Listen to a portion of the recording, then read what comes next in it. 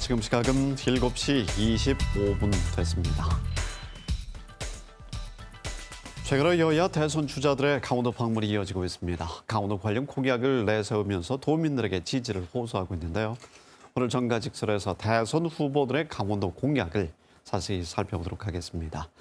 심재범 변호사, 나철성 강원평화경제연구소장 두 분과 함께합니다.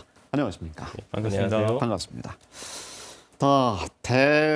당내 경선 과정이 진행되고 있습니다. 대선 후보들 거의 한 번씩은 강원도를 방문한 것 같고 앞으로 재방문도 이어질 텐데요.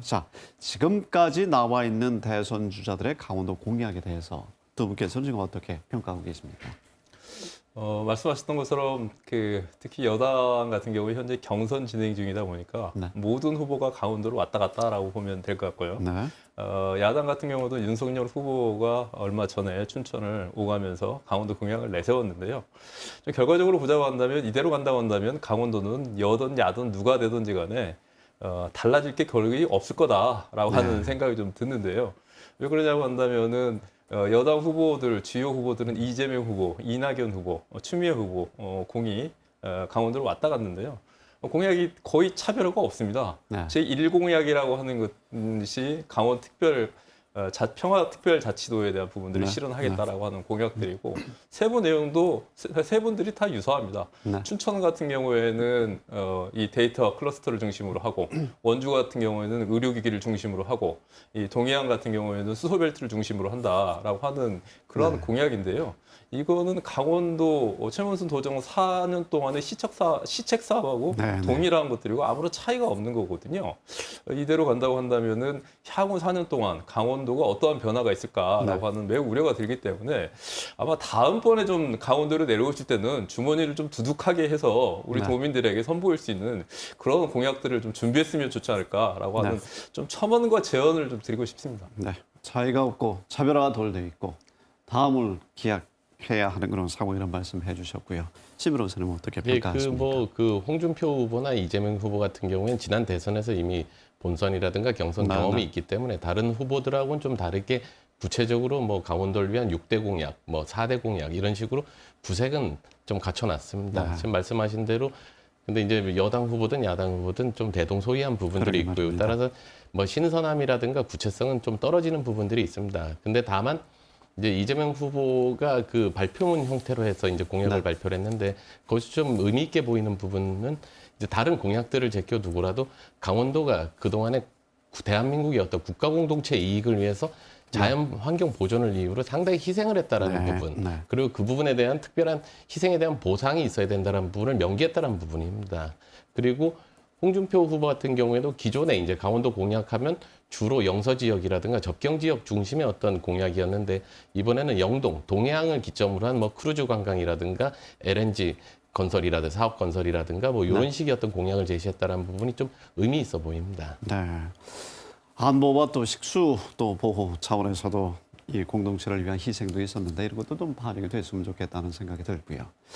말씀대로 수건 사업을 해결하겠다, 강원도 현안을 해결하겠다 하면서 공약을 내세우고 있고 비슷하고 들었던 이야기고 새롭지 않다 이렇게 도민들께서도 말씀을 하고 계시는데 어떤 문제가 있어서 이런 상황이 됐을까요? 그건 어떻게 보십니까? 그러니까 관광, 교통 인프라, 의료산업단지 조성이라든가 이런 늘상 반복이 지난 대선도 마찬가지고 총선에서도 나왔던 얘기들입니다. 마찬가지로 이번에 강원도 공약의 어떤 기본 틀이 될 것입니다. 이는 어떤 구체적인 어떤 현안에 대한 검토보다는 단순히 지금 주민들에게 유권자들에게 잘 보이고자 그런 식의 출발해서 계속 앵무새식으로 계속 반복적인 공약 발표를 하는 겁니다. 지금 문제는 지역의 어떤 현안 자체가 지역 공약 자체가 실질적으로 대선 공약이 돼가지고 그게 나중에 국정과제로 대접을 받는 부분이 상당히 어렵다라는 부분입니다. 지금 과정을 보면 경선 과정에서는 각 지역 경선 순회를 하기 때문에 지역 공약을 남발을 하게 돼 있습니다. 그리고 최종 후보가 결정이 되면 그 경선 과정에서 발표했던 공약하고 17개 도당에서 올라온 공약들, 정책 제안들이 합쳐져서 그 후보의 최종적인 대선 공약이 됩니다. 그 후에 후보자가 대통령이 되면 그거를 국정과제로 선정을 해서 진행을 하게 되는데 이 평상시에 이 후보자들이 지역 현안에 대한 관심이라든가 이해도 없이 지역에서 올라온 그냥 참모들이 주는 대로 어떤 고민 전혀 없이 그걸 받아들여서 그냥 앵무새식으로 얘기를 하다 보니까 실질적으로 자신이 대통령이 되었을 때는 그 부분에 대한 관심이 전혀 없게 되는 것입니다. 따라서 지역 정책 자체가 뭐 어떤 대통령 실질적인 나중에 정책으로 반영이 되기에는 상당히 어려운 구조입니다. 네. 대선 후보가 모든 공약을 다 지킬 수 있는 건 아니다. 이렇게 또 직접 언급하기도 했고요. 그래서 네. 신 변호사님이 말씀 중에 남발을 한다라고 하는 부분들이 있었는데요. 강원도에서 저는 우리 후보들이 좀 남발을 했으면 하는 생각이 좀 듭니다. 오히려 지금 보면은 그 18대 대선에서 보면은 박근혜 후보하고 그때 문재인 후보하고 붙었는데요. 네. 그때도 가장 일 공약들이 강원 평화특별자치도였습니다. 네. 근데 박근혜 대통령이 당선이 되고 난 다음에도 강원도 평화특별자치도는 구현되지 않았고, 문재인 대통령이 이번에 당선되면서도 강원도 제1일 공약이 강원 평화특별자치도였는데 역시 구현이 되지 않았습니다. 그것도 이번에 나온 공약들을 보자고 한다면 대동소이가 아니라 거의 그냥 컨트롤 C, 컨트롤 V, 요즘 말로 북복이라고 할 정도로 달라진 게 하나도 없는 모습들을 보이고 있거든요.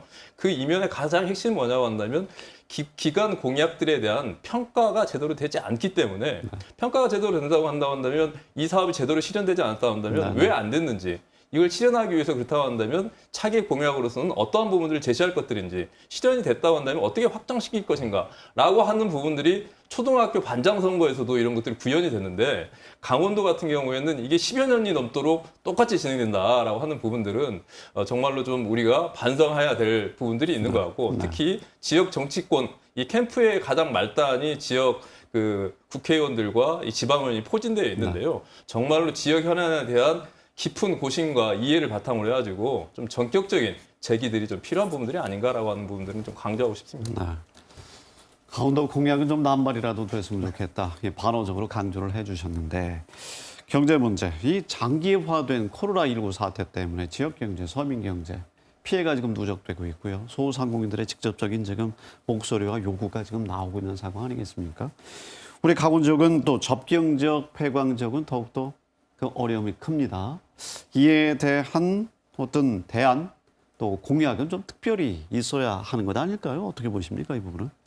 지금 뭐 그 각 이제 캠프에서는 뭐 공약을 지금 상당히 남발을 하고 있습니다. 뭐 그 기본소득이라든 기본 그 주택이라든가 뭐 청년 주택이라든가 뭐 주택을 100만 호 짓겠다, 300만 호 짓겠다 뭐 이런 식의 공약들 남발하고, 심지어는 뭐 국회의원 수를 감축하겠다 뭐 이런 공약들도 제시를 하고 있습니다. 자신들이 할 수 있는 거와 할 수 없는 것들이 있는데 그 구별 없이 남발을 하고 있고, 이거는 물론 시기적으로 지금 아직 경선 단계이기 때문에 공약을 남발할 수밖에 없습니다. 그리고 사전 검증을 할 수 있는 어떠한 여건도 형성이 되어 있지 않은 부분이고요. 따라서 지금 문제는 뭐냐면 이 후보들이 결국에는 정치 지도자들이고 결국 누군가는 대통령이 된다라는 부분입니다. 정치인의 발언은 상당히 상징성이 있고 그 사람의 국정 철학을 얘기를 해줄 수 있고 그 부분이 국민들에게, 시장에게 주는 메시지의 영향은 상당히 큽니다. 따라서 이 자신이 내세우는 공약에 대해서는 상당히 중요한 부분이고 사전 검증이 상당히 이루어져야 됩니다. 특히 재정을 수반하는, 과도한 재정을 수반하는 정책에 있어서는 상당히 신중을 기할 필요가 있는데, 지금 우리나라에서는 실질적으로 후보들의 어떤 공약에 대한 어떤 재정 부담이라든가 국가 경제에 미치는 영향에 대한 어떤 검증 시스템이 전혀 없는 상태입니다. 지금 2016년도에 중앙선관위에서 이미 그 공약 예산 추계 제도라는 거를 이제 제안을 해놓은 상태였습니다. 그게 뭐냐면 이제 어떤 일정액, 예를 들어서 30억 이상의 재정이 부담되는 공약 같은 경우에는 그것이 국가 재정이라든가 경제에 미치는 영향을 분석을 해서 국민들에게 공개를 하도록 하는 제도입니다. 일부 선진국에서는 이 제도를 운영을 하고 있고요. 그런데 우리나라에서는 어찌 된 것인지 정치권에서 이 부분에 대해서 입법할 아직 못하고 있는 상태입니다. 따라서 이 후보자들의 어떤 공약에 대한 사전 검증 제도가 상당히 필요한 지금 시점인 것으로 보여집니다. 강원도민들의 요구들을 정확하게 반영을 하고 또 미래에 있어서도 좀 더 잘 사는 이러한 부분들이 공약이 담겨 있어야 될 것 같은데요. 저는 가장 중요한 하나의 예를 들어 얘기한다면 강원 북부 같은 경우에는 현재 국방개혁 4.0으로 해가지고 지금 뭐 초토화되어 있다라고 해도 지금 과언이 아닌 상황이거든요. 그렇습니다. 이런 상황들이 그렇다고 한다면 강원 북부를 살릴 수 있는 구체적인 대안과 방안들을 제시할 수 있을 수 있다고 보이는데요. 가령 현재 논의가 되고는 6.4 이전 같은 경우에도 이 분단과 이 국방 문제로 피해를 많이 보는 강원도민은 충분히 이전을 논의할 수 있는 부분들이거든요. 또 통일과 관련된 부서들 같은 경우에도 통일연구원들일지 관련된 부서 같은 경우에도 이번에 이 후보들하고 협약을 하고 약속을 한다고 한다면 4년 동안 지켜지도록 저희는 그것들을 감시하고 견제하고 균형을 맞추면 되는 거거든요. 네. 이렇게 백화점식으로 아까 말씀하셨던 것처럼 고장난 레코드 마냥 제출하는 것들이 아니라 강원도 같은 경우에도 정확하게 먼 미래가 아니라 할 수 있는 공약들을 협약을 하고 이것들에 대해서 검증을 하는 이러한 현실적인 전략도 필요하다. 이렇게 좀 말씀드리고 싶습니다. 알겠습니다.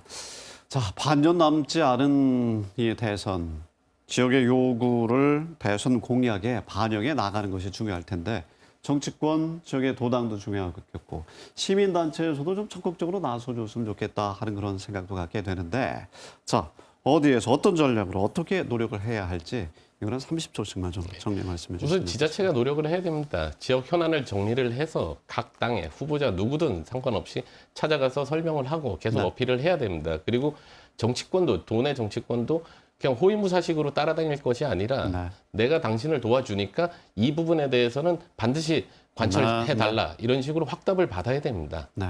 그리고 유권자들도 공약을 좀 면밀히 살펴볼 필요가 있습니다. 네. 가장 중요한 거는 지역 캠프가 있거든요. 지역 캠프는 각 지역 본부를 구성하고 있는데요. 이 캠프의 구성 인자들이 준동한다면은 매우 주요한 직계를 맡고 있기 때문에 이분들이 지역의 현안과 정책들을 적극 발굴해서 제안하는 것들이 필요할 것 같습니다. 이 부분은 좀 앞으로 계속 말씀해 주시기 바랍니다. 심재범 변호사님, 나철성 소장님, 오늘 고맙습니다.